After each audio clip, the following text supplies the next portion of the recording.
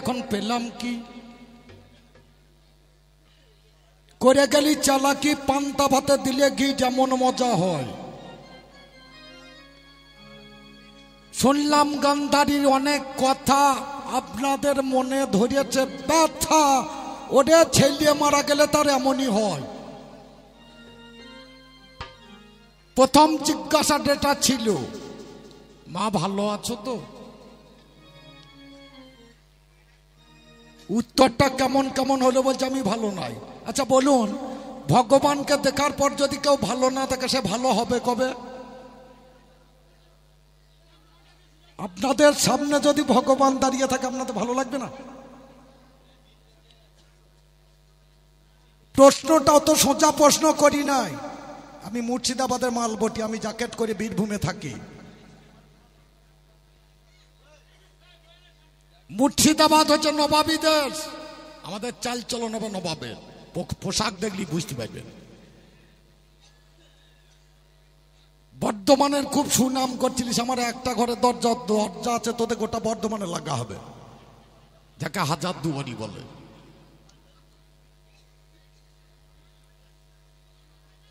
কারণ ওটা হচ্ছে নবাবের দেশ। নবাব চলে গেলেও তাদের নবাবী চাল চলন কাটতে এখন 100 বছর যাবে।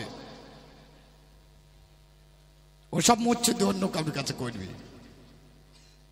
তোরা যতই লাপাঝাপা কর, গঙ্গা দেখাতে পারবি না। মুর্শিদাবাদ যদি বন্ধ করে দেয়, তোরা গঙ্গা পাবি? অতএব জেলা আনিস না, তাহলে আর বাঁচবি না, শেষ হয়ে যাবি। যেখানে গানের আলোচনা সেখানটা কর।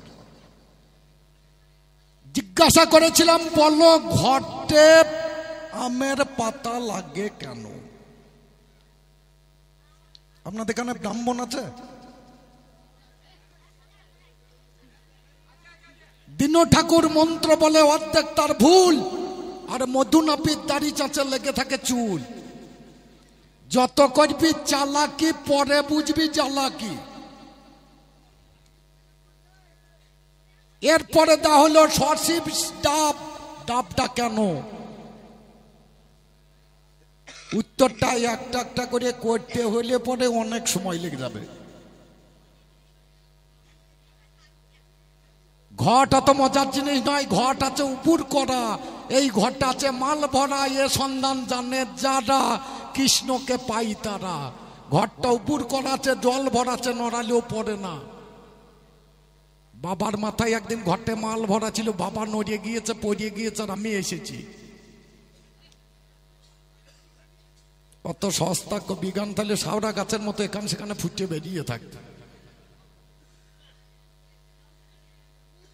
ও যা বলতে লেগেছিল, আমি মনে করলাম আমাকে আর আসতে হবে না।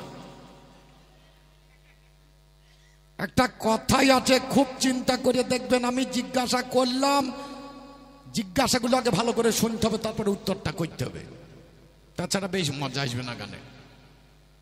তুমি প্রতিভক্তি যদি করো, তোমার স্বামী অন্ধ তাই তুমি চোখে কাপড় বাঁধলে, তাহলে যদি কারো স্বামী খোঁড়া হয়, তাহলে সে কি ট্যাং ভেঙে নেবে? খুব চিন্তা করো। ওরে হাঁড়ির ভাত প্রতিটা টিপনে এক টিপনে বুঝতে পারবে তোর কতটা ভাত হয়েছে। একদিন আমি মাছ ধরতে গিয়েছিলাম আপনাদের বাড়ির পাশে অজয়, আর আমার বাড়ির পাশে আছে মৌরাক্ষী। গিন্নি আমাকে একদিন শখ করে বলছে, ওই বন্ধু অনেক মাছ তো খাওয়ালি, একদিন নদীর মাছ খাওয়াও। বলছে তুমি মশলা করো, আমি যাবো আর আসবো। জাল নিয়ে চলে গেলাম, গোটা দিন জাল মারছি, মাছের দেখা নাই। শেষকালে চিন্তা করলাম এত না মারলে হবে না, জয়গুরু বলে মেরেছে, আর একটা বিরাট মাছ পেয়ে গেছে, একটা 10 গ্রামের মাগুর ছানা। জালে পড়েনি, জালের উল্টো দিকে কাঁটাই বিন্দে চলে এসেছে। আমি দেখলাম যাক, বইয়ের মান তো থাকলো, খাদুইয়ে ভরে বাড়িতে দিলাম। যখন দেওয়া হলো মাছটা, গিন্নি তাড়াতাড়ি খাদুই নড়িয়ে বের করে বলছে, শোনো আজ তোমাকে একটা ডিম ভেজে দেবো, আজ আর মাছ খেতে হবে না। কি করবা? বলছে এটাকে আমি পুষবো, ছেলের মতো করে মানুষ করবো। করগা তাড়াতাড়ি একটা কলসি বের করে এনে তাতে জল ভরে মাছটাকে ছেড়ে দিল। সকালবেলায় ময়দা, বিকালবেলায় মুড়ি গুঁড়ো, এ বিভিন্ন খাবার। একদিন কলের জল, একদিন মোটরের জল। এই জল দিতে দিতে একদিন মেয়ে ছেলের মন তো দেখছে পুকুরের জল খাওয়ায়নি, ছেলেটাকে একবার পুকুরি জল খাওয়ায়নি। মেয়ে ছেলে বুদ্ধি কত, পুকুরের জলের কাছকে নিয়ে গেছে, মাছটা লাফিয়ে জলে পড়ে গিয়েছে। কলসিটা ডুবিয়ে হাই হাই করে কপালে চাপড়াচ্ছে আর কাঁদছে, কিন্তু ভাগ্য ভালো মাছটা ঘুরিয়ে এসে আবার কলসিতে ঢুকে গিয়েছে। আমার বউ ভাবছে মাছটা পোষ মেনে গিয়েছে, প্রতিদিন ঢেলিয়ে দেয় সকালে, আর সন্ধ্যাবেলায় চাপড়া ঢুকে যায় আর নিয়ে চলে আসে। চিন্তা করুন, খুব চিন্তার বিষয় বাবা। এইভাবে চলে। আবার একদিন নদীতে মাছ ধরতে যাবো, গিন্নি বলছে বন্ধু আর ওইভাবে গেলে হবে না, আমার বেটাকে নিয়ে যাও। কি করবো বলছে, নদী ঢেলে দেবে, গোটা দিন মাছ ধরবে, নদীর জলে কলসিটে ডুবিয়ে চাপ দিয়ে দেবে, দেখবে ঢুকে যাবে। বললাম পাল্লাবে, বলছে না না পাল্লাবে না, পোষ মেনে গিয়েছে। আমরা দেখি। আর বইয়ের কথা বাবা শুনতে হবে, জজ, ব্যারিস্টার, উকিল, হাকিম যেই বলবেন বলুন। ভগবান রাম, তাকেও বইয়ের কথা শুনতে হয়েছে, সোনার হরিণ ধরতে গিয়েছিল। রাজা দশরথ, তাকেও বইয়ের কথা শুনতে হয়েছে, রামের মতো ছেলেকে বনে দিতে হয়েছে। বইয়ের কথা না শোনা লোক আপনি খুঁজে পাবেন না। আমিও তো বাদ যাব না। কলসিটা নিয়ে ঢেলে দিলাম, মাছটা প্রথমে জল দেখে ছুটতে লেগেছে, ছুটতে ছুটতে গিয়ে গঙ্গায় পড়ে গিয়েছে। আরো জল, আরো ছুটেছে, ছুটতে ছুটতে গিয়ে পর্দায় পড়ে গিয়েছে। দেখছে আরো জল, আরো ছুটেছে, ছুটতে ছুটতে গিয়ে সাগরে পড়ে গিয়েছে। আচ্ছা, শুধু জল আর জল। আচ্ছা বলুন, যে মাছটা সাগরে চলে গিয়েছে তার আর কলসির কথা মনে থাকবে? একদিন ছিলাম বাবার মাথায় কলসিতে। লক্ষ্য কর, আমি অত গল্প করতে আসিনি, মানুষকে বোঝাতে এসেছি। বাবার মাথায় ছিলাম কলসিতে, বাবা দিয়েছিল পুকুরে, মানে মায়ের গর্ভে। পুকুর থেকে যখন গেলাম স্কুলে, মাস্টারের কাছে একটু লেখাপড়া শিখবো বলে পড়লাম মৌরাক্ষী নদীতে। এবার পড়ে গেলাম গঙ্গায়, তখন পেলাম দীক্ষা। পড়ে গেলাম যখন পদ্মায়, তখন পেলাম শিক্ষা। দীক্ষা শিক্ষা যখন পেলাম, তখন পড়লাম সাগরে।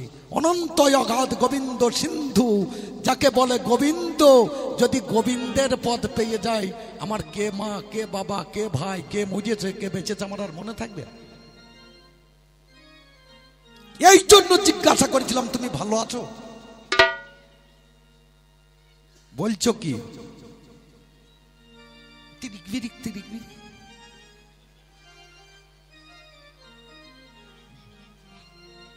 এই নিখিল, কিছু মনে করি, তোকে দেখলি আমার গল্প মনে পড়ে, আমার এই বাজিয়াকে দেখলি গল্প মনে পড়ে। এর মতো একটা বড় টাকাওয়ালা লোক, একজন অন্ধ, চোখে দেখতে পাই না, আর একজন খঞ্জ মানে খোঁড়া, রাস্তায় চলতে পারে। তিনটে বন্ধু তখন আপনাদের হাই রোডের উপরে বসেছে, গল্প। একটা 18 চাকা লরি পাশ দিয়ে চলে গিয়েছে, যার বড় টাক, বলছে মাথা চুলিয়ে থাক ভেঙে দিলে রে। মোটেই চুল নাই, আর থাক ভেঙে দিয়ে। খোঁড়া বলছে গাড়ি ধরবো, এ চলতে পারে না, গাড়ি ধরবে কি করি? আর যে অন্ধ, সে বলছে লাপা ঝাপা করিস না, নম্বর টুকে নিয়েছি। যে চোখকে দেখতে পাই না, সে নম্বর টুকবে? তোমার গান করা তাই হলো না? জিজ্ঞাসা করলাম, বলো ছাগলের পশুর সঙ্গে বিয়ে হয় কোন কারণে, সেই পাপটা কি? আমি জিজ্ঞাসা করেছিলাম। উত্তর কি হলো, আমার তো পাঁটার সঙ্গে বিয়ে হয়েছে, তোর মায়ের খাসির সঙ্গে হয়েছে। আমার মা কাকে বিয়ে করছে তা তো আমি জানতাম না। আমার বাবা বসুদেব পাঁটা ছিল না খাসি ছিল, আমি বলতে পারবো না। আমি তো বাবার আন্ডার প্যান্ট খুলে দেখি না।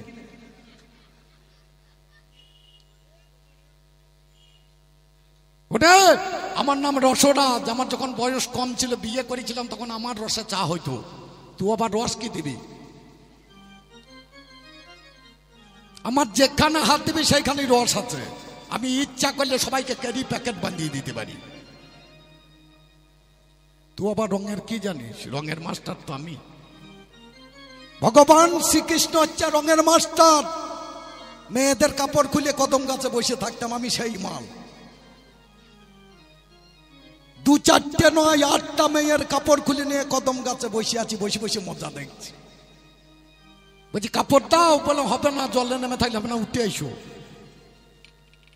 কেমন খারাপ লোক বলুন। আমি বক্ষ দেশটা ডাকাতে বলছে কৃষ্ণ কাপড় দাও, বলে আরো ওপরে ওঠো, হবে না। এক হাতে বক্ষ দেশ, এক হাতে লজ্জায় হাত দিয়ে বলছে আপনাদের বাড়িতে ছবি আছে দেখবেন। বলছে কৃষ্ণ কাপড় দাও, বলছে হবে না, ডাঙ্গায় উঠে এসো। জল থেকে উপরে উঠে এসে বলছে কাপড় দাও, বলছে উপর দিকে হাত তোলো, 2 হাত তুলে দাও, দিয়ে বললো জবা কুসুমং সংকাশ্যম কাশ্যপে ও মহাদুতিং ধান্তারিং সর্ব পাপগ্ন পুনঃতস্মি দিবাকরং। সূর্য প্রণাম করো, লক্ষ্য করো। আচ্ছা বলুন, কৃষ্ণকে কিছু দেখার জন্য এটা করেছিল? আপনাদের গ্রামে যারা ঠাকুর তৈরি করে, মাটির ঠাকুর, প্রথমে খড় দেয়, তারপরে সুতলি জড়ায়, তারপরে মাটি, তারপরে 2 মাটি, তারপরে খড়ি, তারপরে রং, তারপরে কাপড় পরায়। সেই মিস্ত্রি যদি বলে ওই কাপড়টা খোলো, ওই মাথ ফাঁকে কি ঢুকেছে, তার দেখতে কিছু বাকি আছে? সে নতুন করে আবার কি দেখবে বলেন? দেখি আমি তো একদিন এই আঙ্গুলে করে কেটে ওই মালটা তৈরি করেছিলাম, আবার আমি নতুন করে কি দেখবো? বিচার করতে হবে। ভগবান কৃষ্ণ খারাপ লোক নয়। আমার মা ধান সেদ্ধ করিয়ে ছাদে মেলে বলছে ভগবান রোদ হও, আর বাবা বর্ষার দিনে মাঠে নাঙ্গল জুড়ে বলছে ভগবান জল হও। ভগবান তোদের বাবা চাকর নাকি? একজন বলছে রোদ হও, আর একজন বলছে জল হও। ভগবান তোদেরকে না গোলাম, যা বলবি তাই কই। 2-4 জার ধান মারিয়ে যাবো, কিন্তু কারো কাঁচা আলিয়ে পা দিইনি, আমি দেবো না। ধান 2-4 জার মরে যাক, কোনো যাই আসে না। কাঁচা আল মানে বোঝেন? আলিয়ে মাটি দিয়েছি, সেই আলটাকে বলে কাঁচা আল। পা দিলেই ধসে যাবে আলটা, বুঝি না? বোঝা নয়। চাষা ছেলিয়ে তো বলছি, চাষ করলাম আর না করলাম নাকি বল? তুমি যা জিজ্ঞাসা করেছো, আমার একখানা গান শোনো, আমার মনে হয় তোমার প্রশ্নের উত্তর সব হয়ে যাবে। অত আমি খাটবো না। ও যে বলছিল আমি সমান সমান পয়সা নেবো, সমান সমান কাজ করব। আচ্ছা বলুন, পুরুষের যখন মাঠে কাজ না থাকে, তাহলে পুরুষ এসে বইয়ের ভাত রেঁধে দেবে নাকি?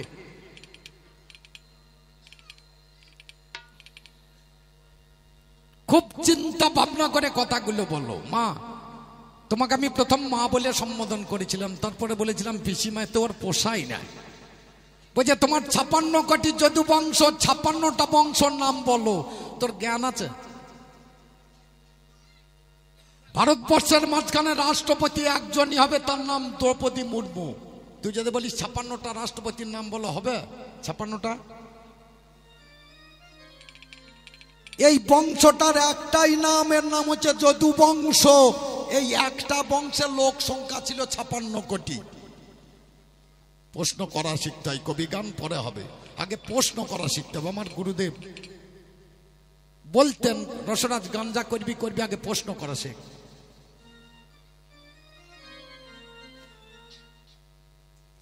আমার আপনারা যত কবি গান শুনবেন, আমরা শুনেছেন অনেক কবি গান, দেখবেন পালা ভিত্তিক গান কারো নাই, এখন আর পাবেন না। যে কোনো পালা হইল না রে আমার মনের মতো, যে পালাই দাঁড়াবো সেই পালার গান করব, তবে তো কবি। আরে বাবা, এ হচ্ছে তেলে ভাজার দোকান, এ চমচমের দোকান নয়। 6 বছরকার বাসি মাল বিক্রি হবে। এ হচ্ছে টাটকা মাল, সঙ্গে সঙ্গে ঝান্নাই করে তুলবা, ঝেড়ে দেবো, সঙ্গে সঙ্গে তৈরি করে দেবো, মাল তুলিয়ে দেবো, বিক্রি করে দেবো, তবেই তো কবি। কৃষ্ণ নামে কৃষ্ণ নামে কৃষ্ণ নামে কৃষ্ণ নামে, চলো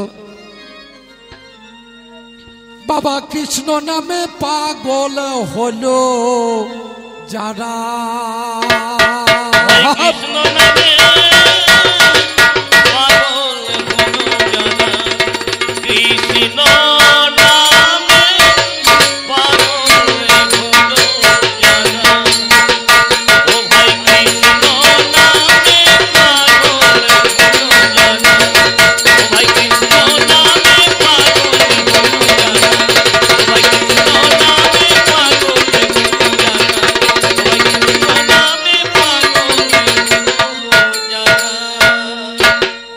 দেখুন এই গান ধরেছি, আমার গান শেষ, আমার পালাও শেষ।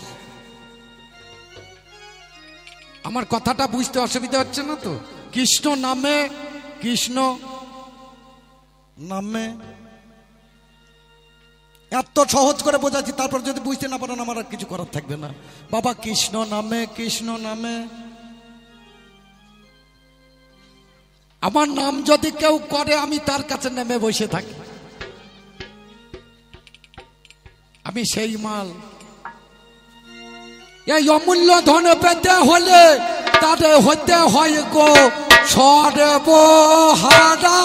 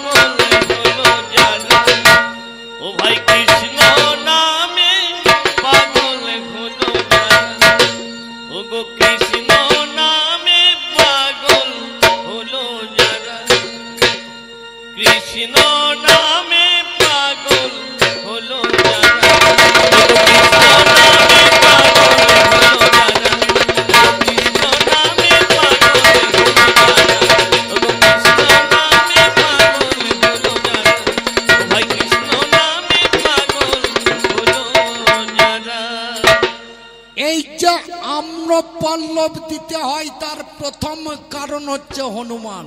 আমার দেশে আম ছিল না, এই আমটা দিয়েছিল সীতা মা হনুমানকে। হনুমান খাওয়ার পরে 8টা লঙ্কা থেকে ছুড়িয়ে দিয়েছিল ভারতে। চিন্তা করুন খুব কথাটা। হনুমান ছিলেন পরম বৈষ্ণব, পরম বৈষ্ণবের উচ্ছিষ্ট চাম। এই বৈষ্ণবের উচ্ছিষ্ট যদি কোনো জিনিস হয় তাতে বাবা মহামঙ্গল কিছু হয়। কোন বৈষ্ণব যদি কারো বাড়িতে গিয়ে ভিক্ষার জন্য দাঁড়ায় তার 14 গোষ্ঠী ভগবানের চরণে চলে যাবে।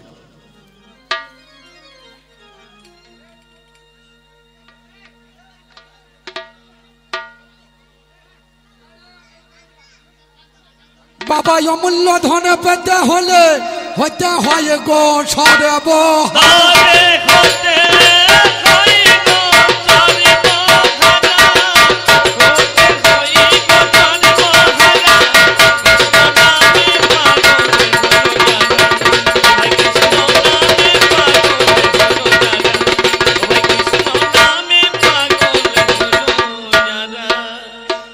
একদিন যুধিষ্ঠির যজ্ঞ করেছিলেন, সেই যজ্ঞে আমি ছিলাম মূল ভোতা।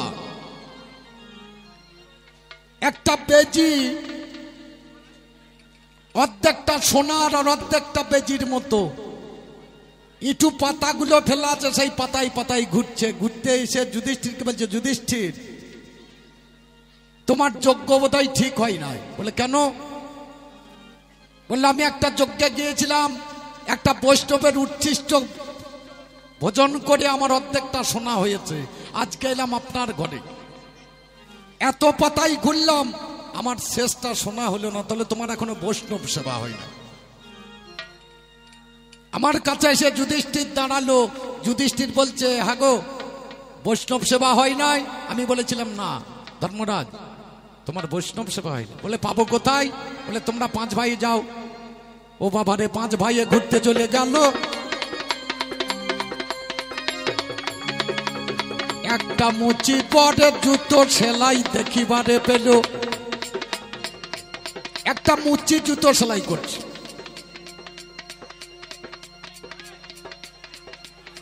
মুচিকে দেখে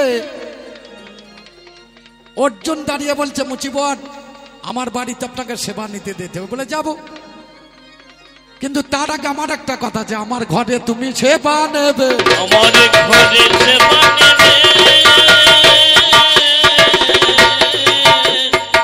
অর্জুন স্বীকার করলেন সেবা নেব, একটা কাঁচা চামড়া আসন পেতে দিলেন।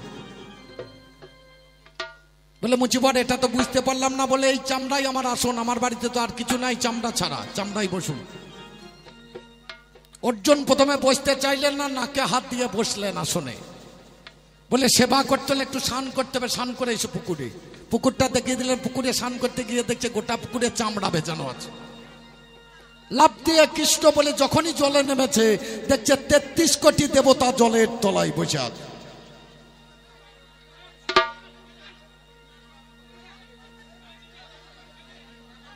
থাক থাক থাক ছাড়ুন, ওটা তো আর ও বলছে না, ওর মালে বাবা বলবে।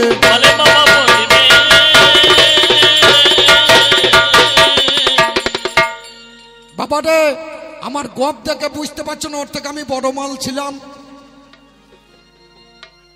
এখন তো তুমি আমার ছোট গপ দেখছো,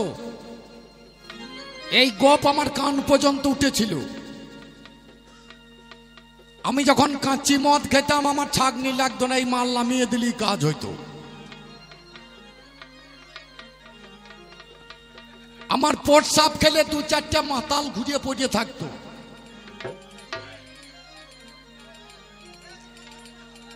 এই যে মদ,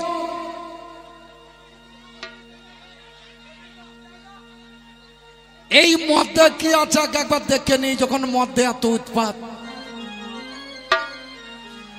বাবা মদে কি মধু ভরা রয়, মদ্যপানে সদ্য লোকের কাটে ভব ভয়। মদে কি মধু ভরা রয়, মদ্যপানে সদ্য লোকের কাটে ভব ভয়।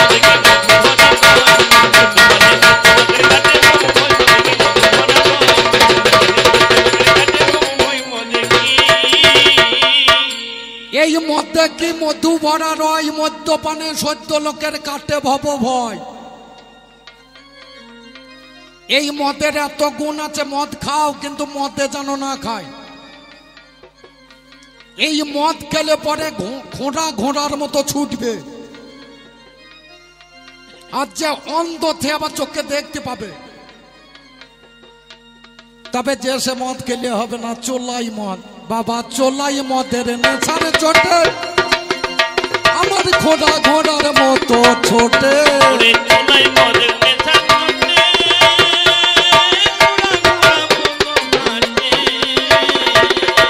আবার অন্ধ লোকের নয়ন ঠোঁটে বোবাই কথা কয়।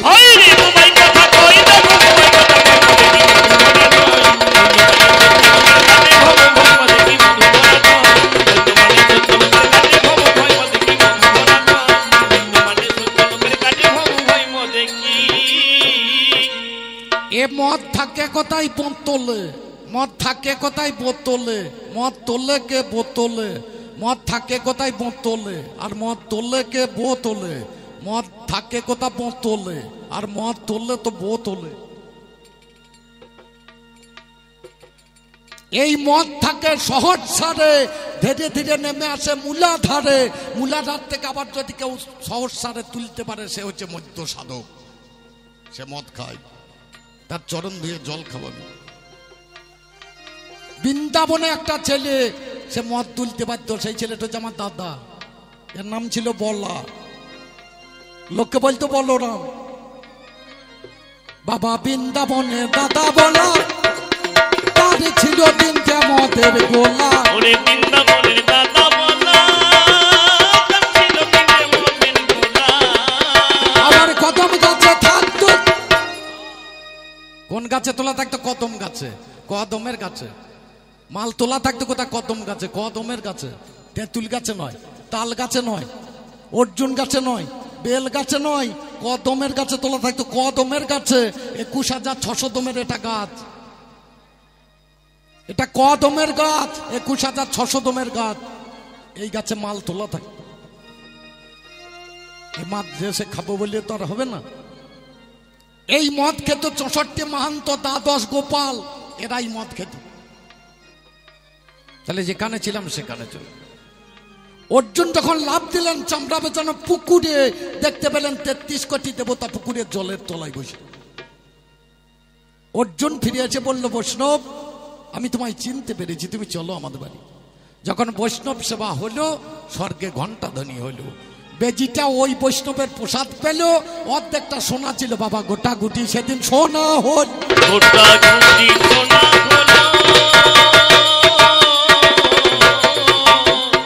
তাহলে নামে আগে আসতে হবে বাবা। ও মা গান্ধারী, একবার আমার নামে এসো। নামে যা রবি রুচি অসুচি হয় রে সুচি, ছিল বাল্মীকি মুচি বৈষ্ণবের সেবা। নামে যার গভীর রুচি অসুচি হয় রে সুচি, ছিল বাল্মীকি মুচি বৈষ্ণবের সেবা। ও যার চরণ ধরে করেন সেবা স্বয়ং পাণ্ডব।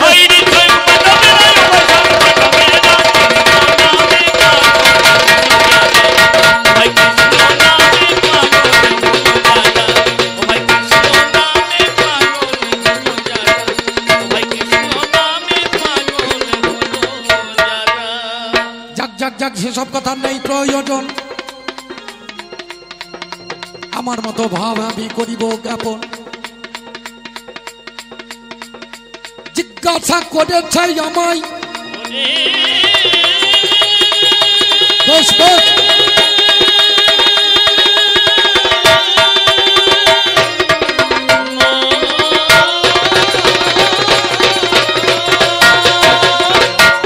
তোমার দু মুখ বিচার কেন হয়? আমি একা শুনবো কেন? শুনলেন মহাশয়, আমি একা শুনবো কেন? আচ্ছা বলুন, ভগবান কৃষ্ণের দু মুখ বিচার?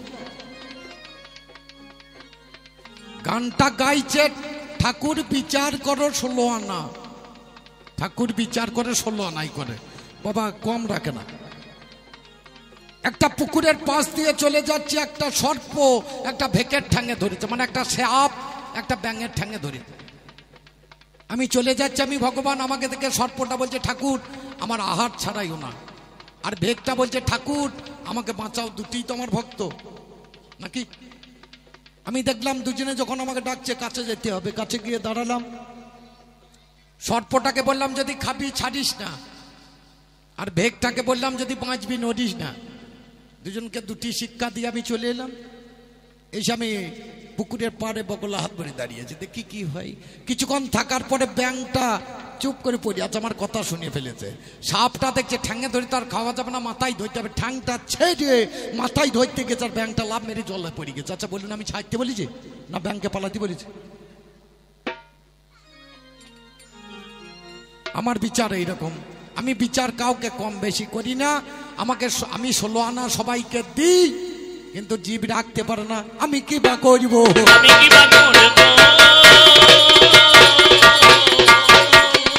তবে হ্যাঁ মা, তোমার ছেলেদের গুণের পরিসীমা নাই।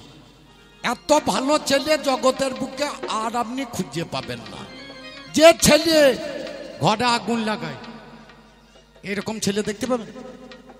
যে ছেলে পরের গোয়ালে গরু চুরি করে ধরা পড়ে, যে ছেলে লোককে বিষ খোয়ায়, যে ছেলে লোকের বইয়ের কাপড় ধরে টানে, এরকম ভালো ছেলে আপনারা দেখেছেন? দেখেননি? আমার মায়েরই তো রয়েছে।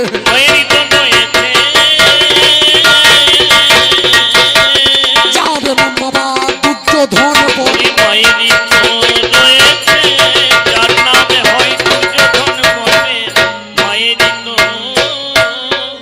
তবে আমি কৃষ্ণ জনার্দন,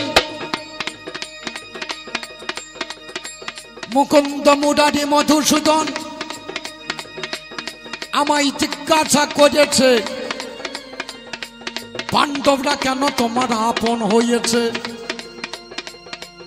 আমার ছেলেরা কেন আপন হইল নাই? সে কথাটা শুনতেই আমার বাসনা জাগয়। ওগো মা জননী দরদিনী, আমার কথা নাও, পাণ্ডবদের দিকে একবার তুমি তাকাও। কৃষ্ণ ভজন কৃষ্ণ সাধন, কৃষ্ণ হলো সার, কৃষ্ণ বিনা জগতেতে নাই কিছু আর। আমি যা বলবো তাই করবে ওই পাণ্ডবগণ, একটুখানি তোমরা তাহা শোনো দিয়া মন। তোমার ছেলে দুর্যোধনে আমার ব্যয় মশাই, একদিনে ব্যয় এরে বাড়ি চলে যায়। আমার 100টা বেয়ান আছে ভাবুর মনে মনে, লুচি বাবা ভালোই খাবো বিষের বাগানে। ফ্যানদের কাছে কত আদর আমি পাবো, তাদের কাছে যত্ন করে ঘিয়ে লুচি খাবো। যখন গেলাম তার বাড়িতে ওই দুর্যোধন যিনি আমায় গালাগালি সেদিন বাবা করিয়েছিল তিনি। গলের বেটাকে বেঁধে রাখতে হবে, তবেই তো উত্তমে জায়গা বাবা পাবে।